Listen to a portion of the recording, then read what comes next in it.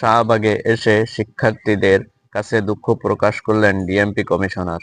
প্রধান উপদেষ্টা ডক্টর মোহাম্মদ ইউনূসের বাসভবন যমুনার অভিমুখে প্রকৌশলী শিক্ষার্থীদের পদযাত্রায় পুলিশের লাঠিচার্জ, টিয়ার সেল এবং বাধার সম্মুখীন হয়। সেখানে পুলিশের সাথে ধাওয়া পাল্টা ধাওয়া, ধস্তাধস্তি হয় শিক্ষার্থীদের এবং শিক্ষার্থীদের অনেককেই পুলিশ লাঠিপেটা করে আহত করেছে। এই ঘটনায় ডিএমপি কমিশনার শাহবাগে এসে শিক্ষার্থীদের কাছে দুঃখ প্রকাশ করেছেন এবং তিনি আশ্বাস দিয়েছেন সুষ্ঠু তদন্ত করে এর বিচার করবেন।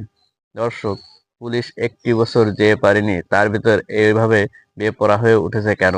নাকি পূর্বের জন্য শিক্ষার্থীদের উপর তারা এমন নির্যাতন শুরু করেছে? শিক্ষার্থীরা কেন আন্দোলন করে ফ্যাসিবাদ সরকারকে পতন করেছে? সেই মনের খায়েশকে এখন মেটাচ্ছে সাধারণ প্রকৌশলীদেরকে পিটিয়ে তারা কি তাদের মনের খায়েশ পূরণ করতেছে? কমেন্ট বক্সে জানিয়ে যাবেন এবং ভিডিওটি বেশি বেশি শেয়ার করবেন। ধন্যবাদ।